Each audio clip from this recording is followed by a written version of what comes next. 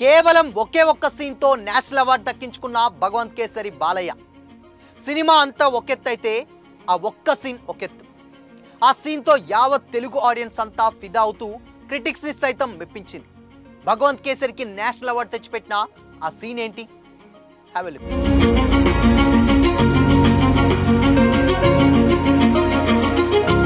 Hi hello, welcome to Disha TV. కేంద్ర ప్రభుత్వం 2023 సంవత్సరానికి గాను 71వ జాతీయ చలనచిత్ర పురస్కారాలను ప్రకటించిన సంగతి తెలిసిందే. ఈ అవార్డులో భాగంగా నందమూరి బాలకృష్ణ నటించిన భగవంత్ కేసరికి కూడా అవార్డు దక్కింది.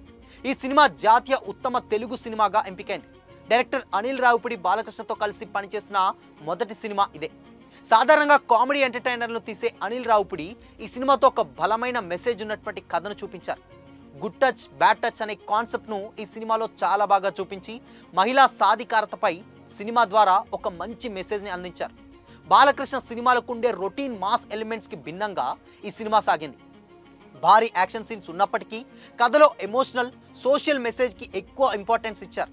ఈ సినిమాలో good touch bad touch scene ఆడియన్స్ని క్రిటిక్స్ నుంచి మంచి అప్రిసియేషన్ అందుకుంది. ఈ సీన్ సినిమాకు ఒక బలమైన సోషల్ మెసేజ్ని లింక్ చేసి ఒక కమర్షియల్ సినిమాలో ఇలాంటి సున్నితమైన అంశాన్ని ప్రస్తావించినందుకు డైరెక్టర్ అనిల్ రావిపూడిని అందరూ అభినందించారు. ఈ సీన్లో భగవంత్ కేసరి బాలకృష్ణ తన దత్తత కూతురు విజయపాప అంటే శ్రీలీలకు ఎదురైన ఒక సమస్యను చూసి చలించిపోతాడు. విజయపాప స్కూల్లో తనను ఓ వ్యక్తి అనుచితంగా తాకినా దాన్ని ఎలా అర్థం చేసుకోవాలో తెలియక భయంతో ఉంటుంది.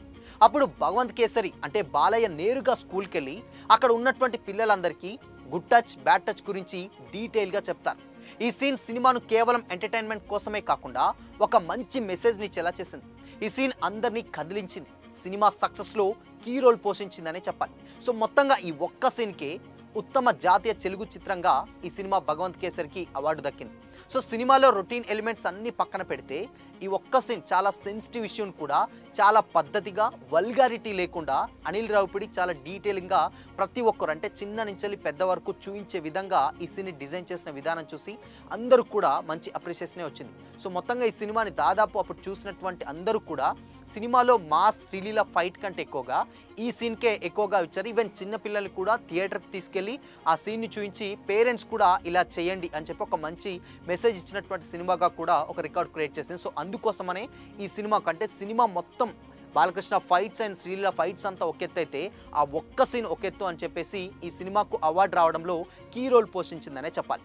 సో మరి దీని మీద మీ ఒపీనియన్ ఏంటి? కామెంట్ చేయండి.